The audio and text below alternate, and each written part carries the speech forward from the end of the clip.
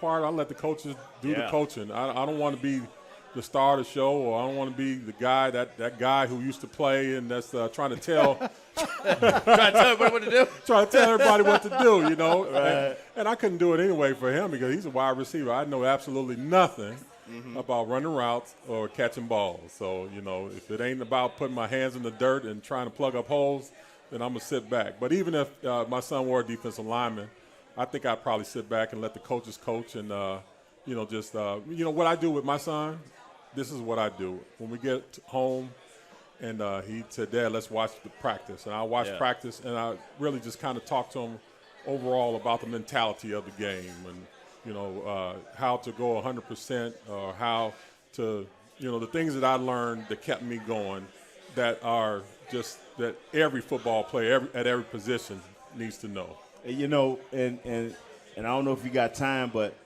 you ought to tell the story of how you got to the University of Miami. He all guts and glory, man. I'm telling you. Let's hear it. Yeah, we got plenty of time. Oh, we got plenty of time. Yeah. Okay. Nate, Tell him so how you got. Nate's got to send out a tweet, and it's going to take him at least the first segment or two of the show. So we got plenty of time. I got it. Thank you, Shannon. I got it. Well, to start that story, I grew up south side of Chicago, you know, 1970s, 1980s, and it wasn't nothing special about me. I was the middle child of 3 boys. My mom worked for the Chicago Police Department as an accountant, so I saw her work hard every day, get up early every morning, fix us breakfast, get out. And my father, he worked for the better part of 30 years for the Chrysler Corporation. He was one of the first African-American zone managers in the Chicagoland area. So he got up early. He traveled a lot, different dealerships, taking orders and all of that. So I saw him working hard every day. And so they kind of instilled in me that anything that I was to do, that I needed to work hard at it. And I started playing football. We didn't have the Pee Wee leagues like they have here in Texas. I didn't start till I was 13 years old and freshman. It's the first time I put on the pads, and I was terrible. I sucked bad. Were you a big kid, though? I was pretty big, I was pretty big, you know, as a 13-year-old freshman, and I would get nervous before every game. Just wasn't confident at all. But as you know, sophomore year, I got a little bit taller, a little bit bigger, a little bit better until when I was a senior, I was a 325-pound, 17-year-old senior. I was pretty big. So it was one thing that I knew that I could do by the time that I was a senior is I could move people around, offensively and defensively. So I played both ways. And but I wasn't considered one of the tops in the Chicagoland areas. Thousands of kids playing Chicagoland football. I wasn't top at anything, but you know, I got one scholarship offer, and that was to Indiana State University. I could have been a Sycamore. There you go. Right. Larry Bird. That's it, Larry Bird. It was like, who else played here? Larry Bird. Did I tell you Larry Bird? But my father, unbeknownst to me, he really wanted me to go to the University of Miami. You know, I wasn't really a college football fanatic, but my father had plans for me that I didn't know about. So he made me turn down the scholarship, to the only scholarship offer to Indiana State. And I didn't know what was going on. I was like, I just listened to my dad. You know, my dad was bigger than I was. So. Oh, wow. Okay. That's Maryland, but I don't know nobody go against James Maryland. So, you know, he sent a VHS tape of mine. He put all of my plays together. And that was the first year in 1986 that we got video, 1985 season. And he put some clips of my tapes together. Highlights, yep. And sent it to the University of Miami. And I guess it got looked at by the head guy at the time, Jimmy Johnson. And Jimmy Johnson said, let's go take a look at this kid. He's he's a fat kid, but. He's a fat kid. You know, but he's got some potential. And so long story short, they were recruiting another big-name guy, a guy named Mel Agee. I don't know if you remember Mel. Mel, I remember. Mel Agee was the guy. He had committed to the University of Miami in 1986 up until the signing date. And in the signing date, it was between University of Miami and Illinois. And he chose to go to Illinois.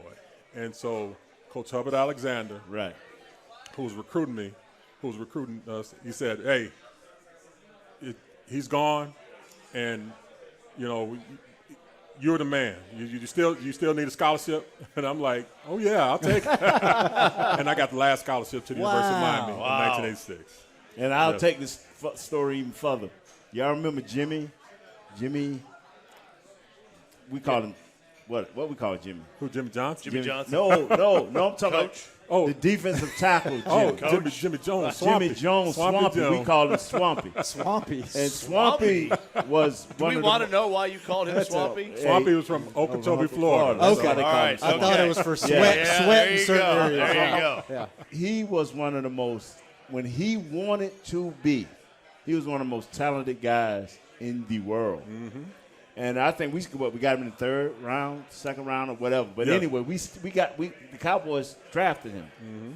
And that's who Russ always had to compete against. Yeah. He always had to compete against him. He had 16 110s. Yep. You know, Swampy don't want to make them, Russ make them. So, hey, Russ get the start. Then Russ builds into who Russ we know today. Yeah. Yes, sir. Yeah. His story is, to me, one of the greatest stories untold. Y'all need to do one of them deep blues on what Russ came through and what he and how he. Yes, sir. Yeah. Yes, sir. We know somebody that might be able to make Yeah, that happen. Nick need to make that happen, brother.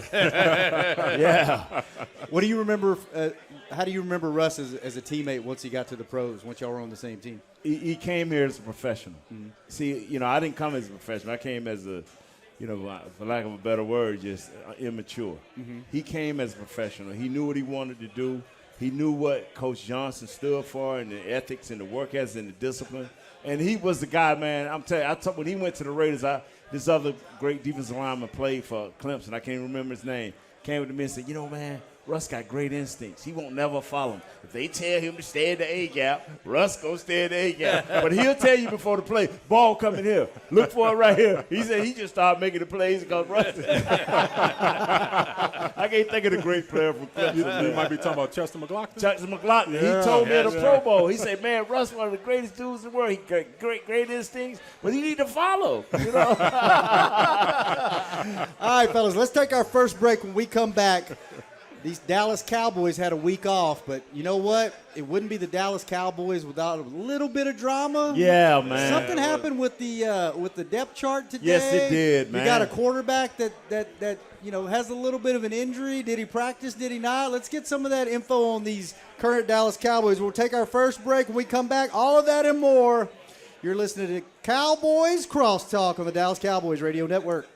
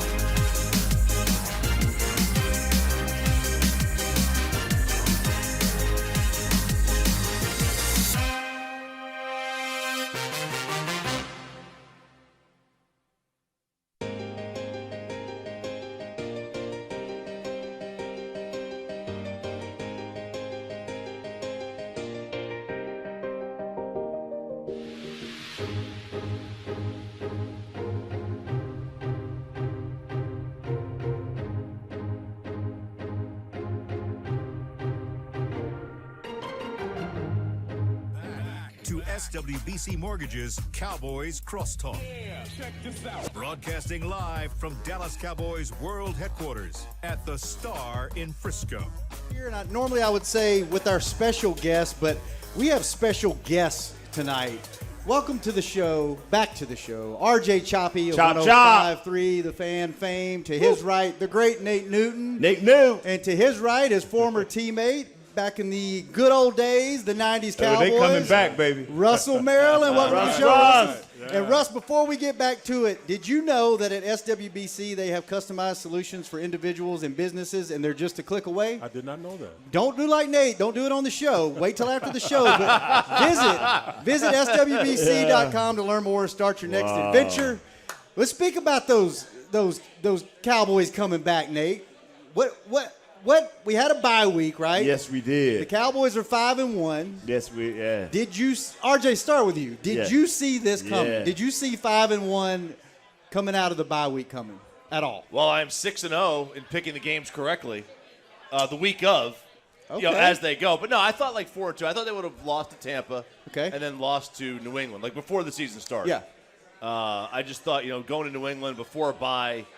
Because the week of the bye is the tough one, right? That's where right. your mind wanders. Right. That's where your mind starts to wander. Yeah. So I had it 4-2. But 5, I mean, this team has played – they've played 6-0 football. Yeah. I mean, you have a Right. lead against the champs in the final minute. I mean, you're playing 6-0 football. That's your only loss. No, but I didn't see 5-1 in the way they've done it. I mean, just buy your tickets, man. Yeah. Russ, what you thinking, Russ? What you thinking? You know, I'm thinking, for the games that I watch, I don't, if my son asks me to watch them, I'll watch them. But for the most part, I'll just see the highlights and I look at the leadership of it, and I make comparisons. You know, I think Dak is a great leader. Right. I think he's bringing along Zeke, and he's bringing the offense along, and the defense just has to keep up with them. I think overall, especially defensively, really playing over and above what people expected out of him. And that's the great surprise of the whole season, to have this guy Diggs making all these interceptions. I mean, come on, man. That just and really, if I zero it in, I look at a guy like Randy Gregory, who from where he came from, when I was helping the Cowboys out a couple of years ago, to see the leaps and bounds that he's come from, and now he's just turned into a heck of a player. I'm loving it. So when I see those steps that are made by guys like that, then I just have nothing but kudos for all of them. Nate, you're the biggest homer on this panel. Yes, I am. Yeah, you are. Yes, I am. You pick them to go 16 or 17-0 every year. Yes, I do. Did you see them realistically playing this kind of football this early in the season? I saw a defense that was automatically better just because they got new players. Yeah. That's how terrible we was last year, Chop. I mean, just by lining up guys, saying, that guy's just better because he lined up right. Yeah. And we got guys now that are lining up right and trying to mature. I'm always pick the Cowboys every week to win. I can see and I can vision. But I was like, man, and, I put it on my little paper, win, win, win. But I left some blanks. Like, I thought we'd be 3-3 at best. Because of one thing, we did not have a defense last year. I don't care how you want to put it. Diggs was getting it took to him. He came back and downloaded all of this, digested this, and now he's a better player. Gregory's got a base up on him where he's played a full training camp, no hiccups. Yeah. And he's done what he had to do. Now, even Anthony Brown, you can see sunlight because he's playing with more confidence. And he's a better player because he understands now that what he has to do. Jordan Lewis understands, I'm a slot corner. If I see something over here, don't worry about it. Yeah. See, just little things that I noticed from last year where guys would think they can take the games into their own hand. They're not doing that this year because they have a coach in Quinn that says, this is what I'm expecting of you. And if you don't do it, we'll find another place for you. And didn't last year, interior of the defensive line, they had guys that shouldn't be in that spot last year. Brother, don't even get And it killed the linebackers, too. It hurts them. It didn't kill them and annihilate them because one of them ain't even here because of that bad defensive line we had last year. And we still need some growing because I'm going to jump a little bit ahead. Like I told my guys on the show here, Shannon, and what we do during the week, if our middle of our defense If they fix that, I fear no one. I fear no one. If they can fix the middle of that defense with Gallimore coming back, and if they can find somebody, because I'm not going to believe in Tristan Hill. I'm sorry. You got to show me. But Gallup showed me flashes, and if he come back and can help stop that run, Yep. I fear no one. I mean, you take it back to '91, and when I came in, and we had guys like Danny Noonan, Dean Hamill, and I love those guys, but they were like, "You're the number one pick in the draft. You gonna figure it out on your own." Right. But the thing about it, I was well trained in my years at the University of Miami, Butch Davis, on how to play the run, and that was the number one thing, was playing the run. And it didn't matter. I was the number one pick, and I don't know what people were expecting of me to make all kinds of sacks, but my specialty was against the run. Right. Holding big offensive linemen like Nate off of my linebackers, off of Dixon Edwards, off of Ken Norton. And letting those linebackers run behind me.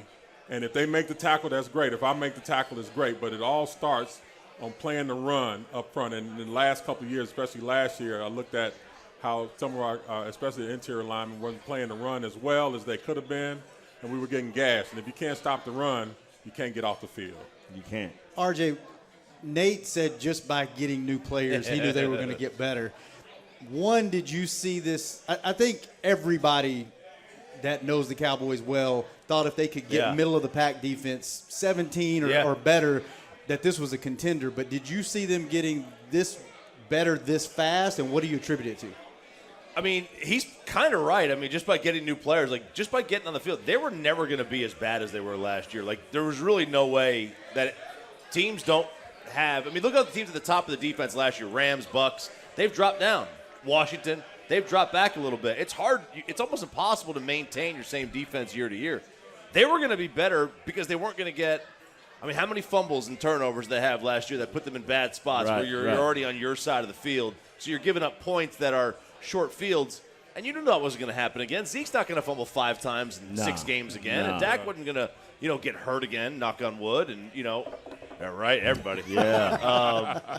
So, I mean, but they were going to – he is hurt, but anyway. Yeah, but you know what I mean. I mean hurt. Okay. I mean hurt. Okay. Yeah, okay. Man, you're gonna make me regret this now. Okay, dang man.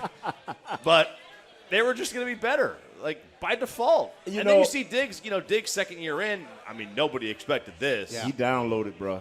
He like a computer. He downloaded, Russ. What you think, Russ? Oh, I'll tell you what. It comes to a point where things just click. Yeah. And for me, it was my 3rd year, and I felt like I was in the zone. I was like, man, I got this. And you've seen things before, you know when a block is happening, you know when the ball's coming your way. I can say the same thing about Diggs. I mean, you see him over just jumping routes and just taking that ball and just being in the right place at the right time. As Nate says, you download it, and it's like you play in the zone and you ready. You just like, hey, I'm here and I'm ready to play. This is what bothers me, and I say what I say because when I talk to Coach Quinn during training camp, I stopped him just 2 times. I said, Coach, I'm not going to be one of them guys. I can see film and get a good understanding of what's going on. What made you get the kid from Kentucky? What made you like Hampton? What is it? Bohanna. No, not Bohanna, the other kid with an H, the other big stocky kid. But anyway, I'm asking him about these players. I'm asking him about Parsons. And he said, this is my role I see for him. This is my role I see for him. This is my role. He had a role for every player. Mm-hmm. And he said, I'm not asking him to do nothing more than what – that was Jimmy. Yep, in a nutshell. I've seen Jimmy cuss coaches out. What is he doing in the game in this situation anyway? Right. Mm-hmm. Don't put a kid in a position to fail. That's what you do as a coach. That's what we did not do last year, be it the Zoom meetings. Yeah. Defensively, we did – none of our guys should have been standing up. D-Law, Everson Griffin. None of them guys should have been standing up. They should have been down with their hands in the dirt, and you should have been playing the type of defense. Now, we weren't going to fix the middle of our defense. Terry Poe was not ready to play for the Dallas Cowboys. He had already shut it down, him and a few other guys. And so that's why I say these guys knew who they were. Yeah, everybody has a role. I mean, Coach Johnson is basically his 3 edicts were – get good players, get rid of the bad players, those good players that you have, put them in a position to be successful. That's It's simple. It's simple. Nate, in the beginning, were you one of the good players that he was trying to get, or one of the bad players he was trying to get rid of? You know what? the thing about it is, I know my story. I wasn't given great grades to Coach Johnson by my former staff. Mm-hmm. But Coach Johnson had an eye for film. Mm-hmm. And he said, I don't have a problem with this dude. Yeah, the weight going to be a challenge, but look at his feet. Mm-hmm. He can move people off the ball. He knew talent. Mm-hmm. See, a lot of times you let the girth get in the way of what you're trying to look at. You can't see the athlete for the fat. He saw the athlete, baby. He saw the athlete. Hey, come on, we got two of them right up in here. Come on, man. I can attest, because if he saw the fat for me coming out of Chicago, man, I'd have still been in Chicago right now to this day. Yeah. But he saw the feet. He saw a little bit of speed there. Yeah. He said, you know what? This guy, he's not And necessarily determination, bro. Yeah. He said, he's not necessarily a prospect or the best prospect, but he could be a project that we can work with. All right, we're going to take our next break. Before we go to break, RJ, did the depth chart come out after y'all show this morning? It did, yes. That depth chart was I want to nice. get, since you haven't had a chance to talk about the depth chart, it came up in Coach McCarthy's press conference. Nate has an opinion on it. I want to get your and Russell's opinion on it when we come back. You're listening to Cowboys Crosstalk on the Dallas Cowboys Radio Network.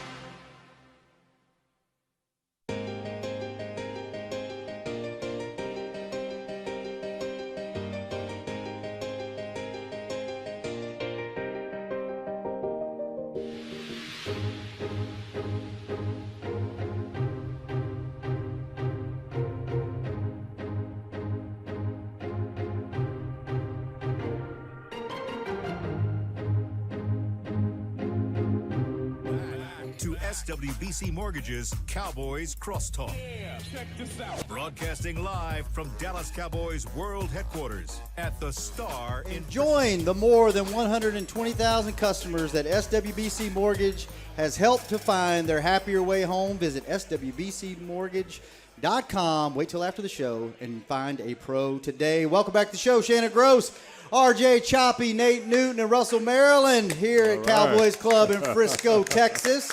Yes. And RJ does a little morning drive show that was a little bit too early this morning to see the depth chart update that Coach McCarthy, I guess he had to address in his morning press conference. Let's just put it that way.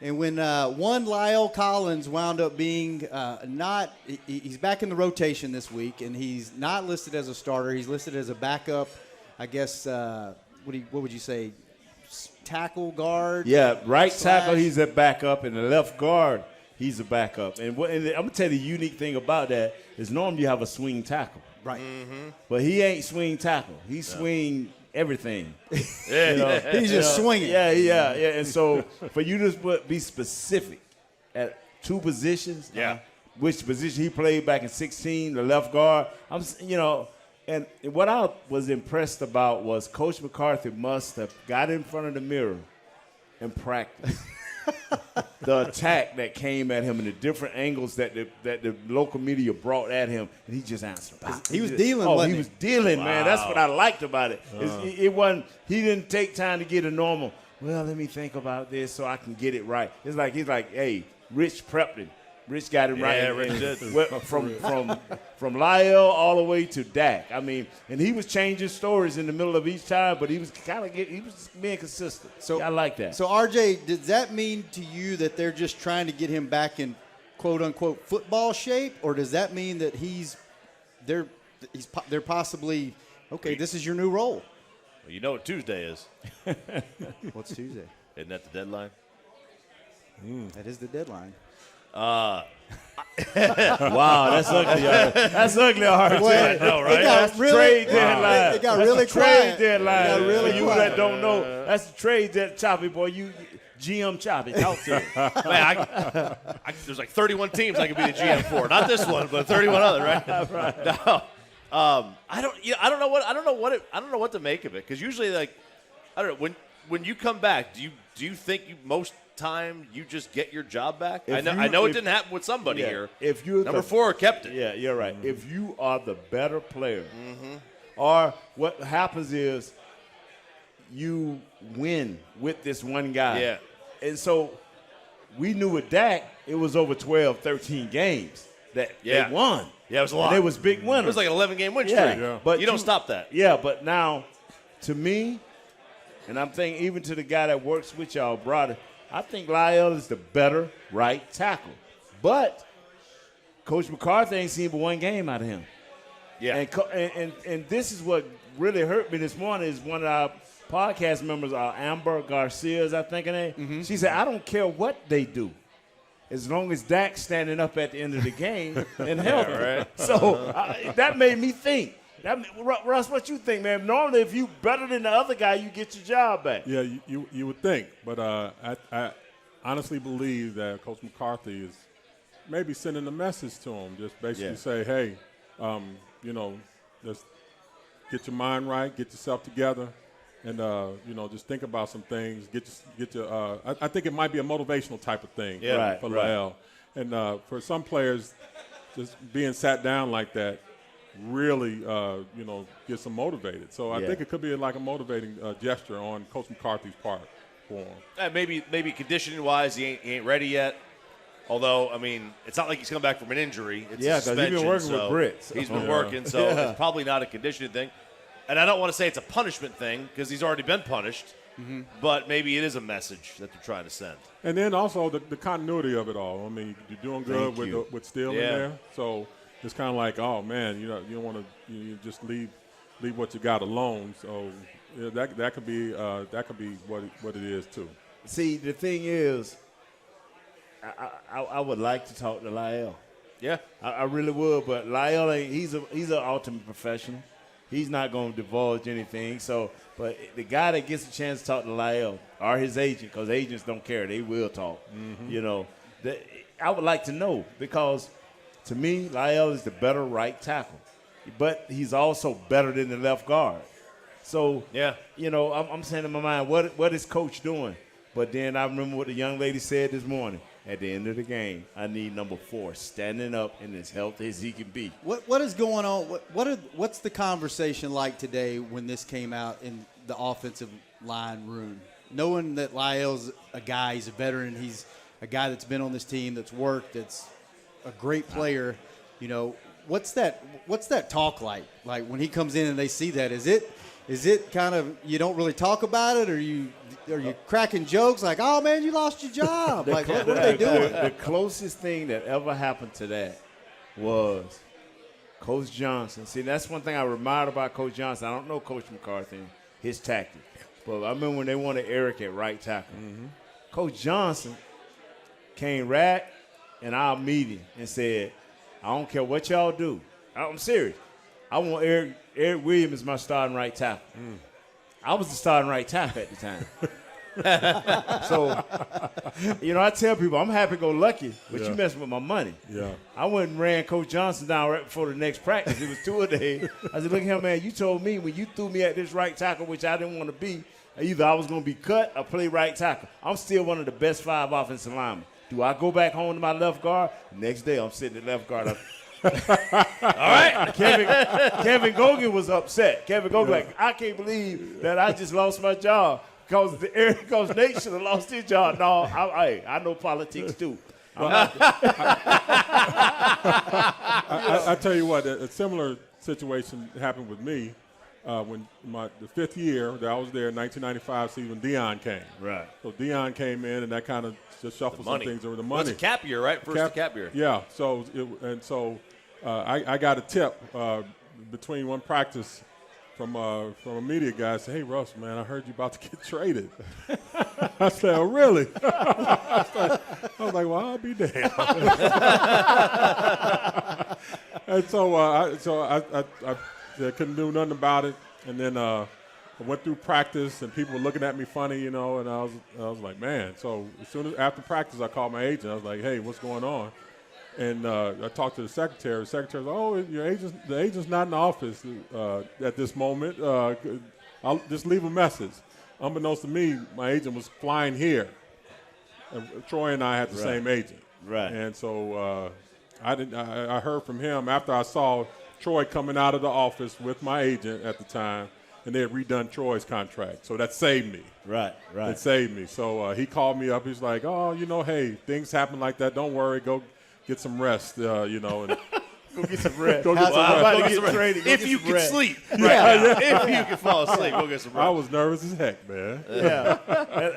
and I'm telling you, Kevin Gogan, one thing I loved about Kevin, whereas they knew I would have took it and not said a lot, and I'd still been that same having fun type guy, and looking at people kind of crazy. But Kevin Gogan was not happy the rest of the year. Kevin was vocal when it was not disrupting the team. He did not disrupt the team. But whenever he had a chance to take a shot at the coaches, he took a shot. You know how Kevin goes. In his intelligent, smart way, he let everybody know. And with the first chance he got, he went to the Raiders. And but we were a very, very good team, and we had starters at backup. I would have been a starter at backup. Kevin Gogan, John Geese, we had starters at backup. Yeah, we had the luxury. D-line also. We're rotating 3 or 4 defensive tackles in between me, Tony Casillas, Chad Hennings, Leon Lett. I mean, it'll be times I come in there in fourth quarter, man, I'll be fresh and ready to go and beat guys down, because we had that rotation. We had a lot of good depth. And see, the thing that's amazing is that Cowboys have that in their offensive line. Now, I don't like comparing eras, but our guys were way better for us. I'm talking about our center is a question mark.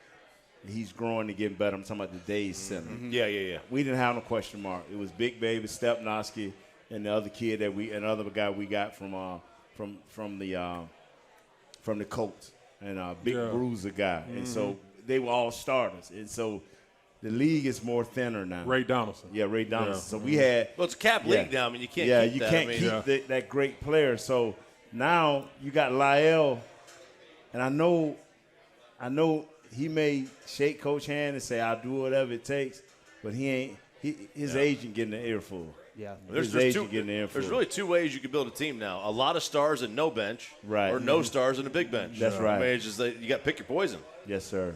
And that's one thing that I think this team has that they haven't had in a while is offense and defense. You have a little bit of depth as Yes, to you where do. before it was like you were going to get Yeah. guys off the couch to, hey, we need you to play this week and plugging them right in. So that's not the talent, not the near the depth you guys had in the 90s, but I think this is a luxury that they have this year that they haven't had in a long time on both sides of the ball. That bad year last year allowed Coach Philbin, Coach Kellen.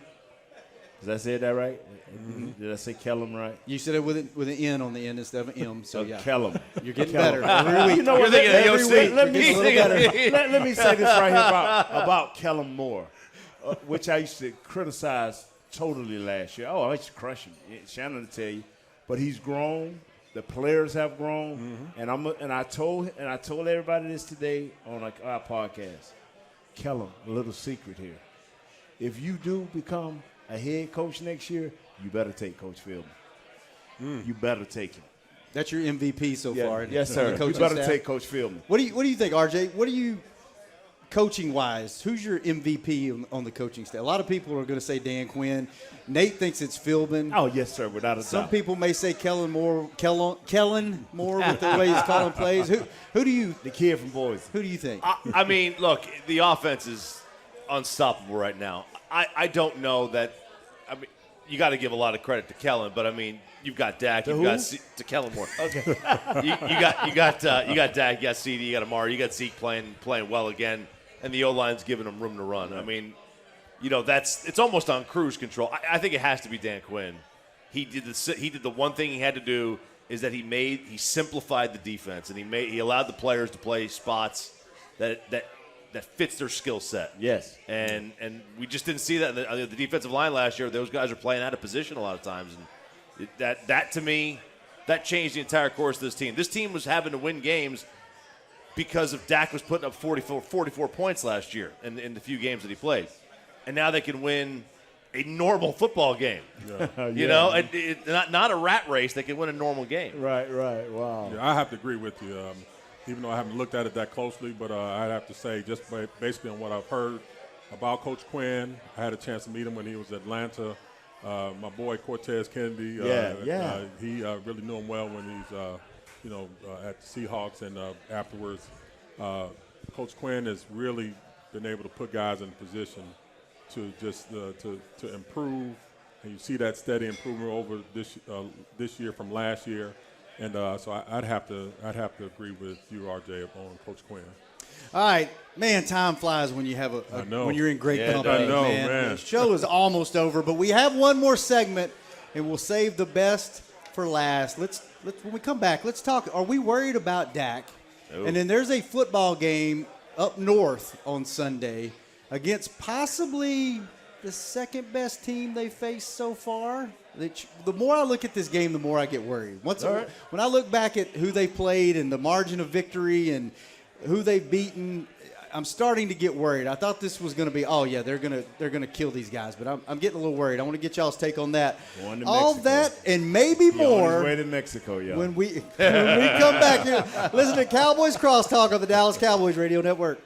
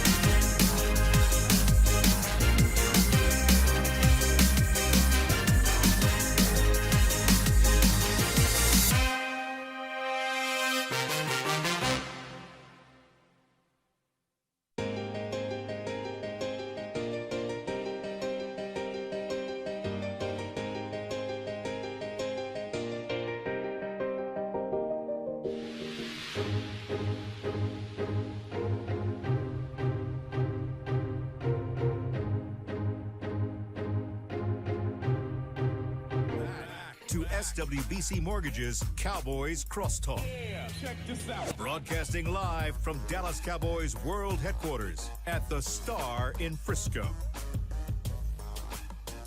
Back to the final segment of the show, and what a show it's been. Shannon Gross joined by R.J. Choppy to his right, the great Nate Newton, and to his right, our guest of honor tonight, Russell Maryland. Final segment. All right. Thanks for joining us, Russ. Thank you for having me. Before we get into the last segment of current Cowboys football, believe it or not, and you wouldn't know by being around him or listening to him, but Nate's a very humble guy. Yo.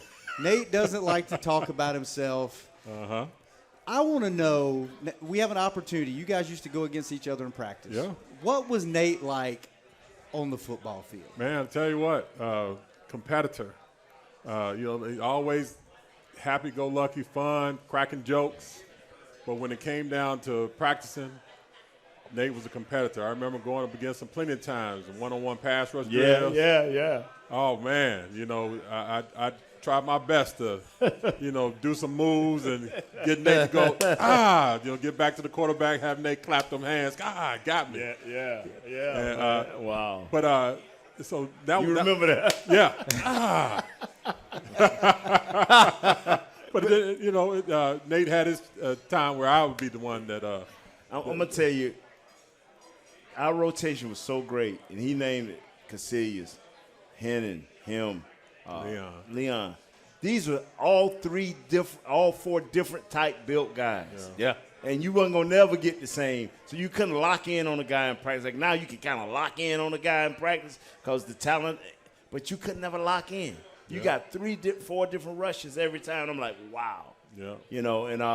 And even in practice, they wanted us to go through a couple of times. You know, how they replace guys. But we had to stand there all the way through 2 rounds of it. They wanted you to go through 2 rounds. 2 times, I go against Russ 2 times. Russ leave out, then here go Leon. Oh, so man. I got to wait all the way till they get back, and now I'm looking at Leon. Okay, what do I remember in film that Leon going to do? Well, I know his arms is going to be 8 inches longer than mine. So, it was competitive, man. But I'm telling you, that was then, this is now. And it was the same way this year for our defense. Mm-hmm. They were much better pass rushers. They gave our offensive line in training camp much better pass rushers. It was something to go back and look at this year. And that was a good thing. The main thing about that is iron sharpens iron. Yeah. I mean, and, back in 91 or whether it's happening today, you go out there and you make each other better. Stepnowski, we didn't talk a whole bunch, during, off the field, but when it came to practice, he gave me his best. Yeah. And I gave him my best. And I knew that anybody that I went up against wouldn't be better than the guys that I was going up against, whether it be Larry Allen, Stepnowski, Ray Donaldson, Big Nate, John Giesick, Gogan. I mean, I knew it wasn't those guys. I had the best throughout the week. Sundays would be easy. I'm gonna tell you something. Ain't that amazing? I'm gonna tell you what was amazing is I didn't care who you was. You would rather practice against me any day than go against Larry Allen or Eric Weed. And see the thing about we brother-in-law, everybody brother. We brother-in-law because on certain days you're like, man, I ain't feeling it today. Yo, man, don't kill me today. Don't do this to me today. Take it easy. And I'm telling you, even Tony Tolbert, which I hope he'll be on the show in December, who used to go hard all the time. Him and Big E done worked out a scheme. Because Jimmy demanded that you practice at a high level. He demanded that. So even when you brother-in-law, you better be giving a credit. RJ, this team, 35 or more points 4 weeks in a row. If they do it again this week, they set a franchise record for most 35-point games or more in franchise history. In a row. Yeah, in a row. How do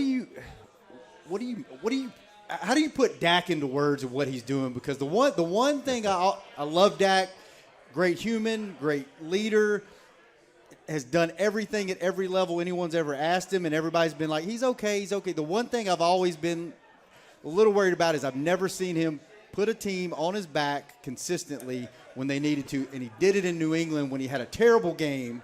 and he went right down the field, and they wound up winning the game. And I'm like, okay, he's all right. He's elite to me now, what he's doing. So what do you think about Dak, and are you worried about his limping? Worried about the calf injury?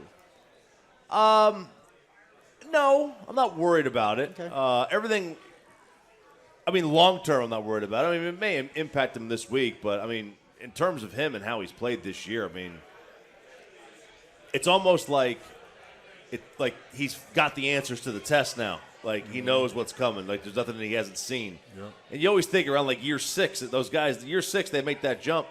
And, you know, for me, what I've noticed is, and you'll see a lot of guys, like, they can't do this, and then they finally figure out that they have to just be patient, and they can't get that big play all at once. And if it has to be a 3-yard run, then it's got to be a 3-yard run. Mm-hmm. And if it's got to be a short pass, it's got to be a short pass. And he's always done a good job of doing that, I think. But this year it just seems like his mind's kind of like in that zone where he knows what the defense is going to do. He's a step ahead of them. He's using his talent, he's using his mind, and he's not really having to use his feet all that much either. Big rush. So what I would say, as far as my important thing on the team, you know, when I played, I broke the season up into 4 quarters, and Coach Johnson always used to driving us as far as the game. The fourth quarter, you have to be your strongest. You have to win the fourth quarter, and I took that as we have to win the fourth quarter of the season. I've seen lots of flash, you know, with the Cowboys teams in the past doing well all the way up until December, and then they trail off, and then go into the playoffs or not, and peter out. I think the most important, you know, it's great that they're winning now, great that they're 5-1 in the second quarter of the season. You know, I know we got an extra game and everything, but talk to me in December. See how these guys are doing in December. Yeah. And that's going to tell you. Because that elite word just – we throw that around like it's like, you know, and I'm not looking at you, Shannon, because I know you're looking at me. I'm looking right at you. We throw that elite thing around like, it ain't but 4 or 5 elite quarterbacks, and they all got one thing in common. Super Bowls. Yeah. And NFC and AFC championship games. Yeah. And I keep telling everybody, just when you get in the tournament, or whatever you want to call it, anything can happen. No. The tournament. You can pick out what I just said. You can pick out what I just said, but it ain't failed yet, Russ. The first week, all the trash get delivered. The second week, all the garbage get taken out. And now you got the elite players playing in the third week. That's how it's going to go every time. If your team is legit, it will be in the second round, and it will win in the second round, and you will be in the NFC or AFC championship game. Now, anything can happen, a la Tom Brady versus the Green Bay Packers last year. Yeah. Hell of a game. A lot of interceptions thrown, but the defense rolls up for. Then it gets to the ball bounces which way. Thank you. Right? Thank you. All those teams, they're all equal when you get to that Thank you. level. I mean, the ball bounces a little bit your way, and then. So now that word elite, you know, I reserve that for a few, you know. So I'm Shannon. We're gonna go back and forth on this. I know you're gonna attack me. We got tomorrow. plenty of season left. We're gonna attack me tomorrow. So. Nate went on the show and told me Dak is an elite. No, I didn't say he wasn't elite. I'm just saying he ain't did elite yet. That's all right. We can agree to disagree. All right, real quick, let's go around the table. Nice suit. Thank you. Nice T-shirt. RJ, it may be too early in the week for you to do this, but do you have a little prediction for Sunday night, and what do the Cowboys need to do to win? Look, I do think it is going to be a tough game. That's not an easy place to play. Yeah. It's very, very loud. This might be their hardest road contest they've had. Right. It's probably a louder place than New England or L.A., maybe Tampa, but I think this is going to be their toughest road environment. But I think they win. I mean, Kirk at night, we know what Kirk Cousins at night is. Yeah, he's like me, quarterbacking at night. So I think they take care of business. We're business. going to eat him up. Go ahead on, Russ. You know, I love what the Cowboys are doing. If they won the off week, then they'll win this week. As simple as that. Yeah, they took care of business during the off week. Yes. And I always got the Cowboys at 1. Always, baby. All I need to do is win. If I can win me 17 games, 1 point a piece, I'm good. Every week. Every week. Cowboys by 1. Yeah. Every single week. Then it can be elite. Here we go. Oh, man. What you gonna do, Shadow? I think it's What you gonna do? It's going to be a great game. I think it's going to be really tough. I think they could have lost that game in New England. I think this is going to be the same kind of game. I don't think it's going to be a blowout. I think it's going to be really tough. But I think the Cowboys are going to leave there with a W. Old Mexico. 6-1. Old 6-1. Mexico. RJ, man, you come back anytime. Anytime. Hey, Nate, Thank you. I guess I'll Thank see you, you guys. next week. Russ, Thank you for having me. we'll see you in Yeah. December. You said talk to you in December. There We'll we see you go. then. There we go. This Yes, has sir. been Cowboys Crosstalk on the Dallas Cowboys Radio Network. This has been a production of DallasCowboys.com and the Dallas Cowboys Football Club. How about this, Cowboys?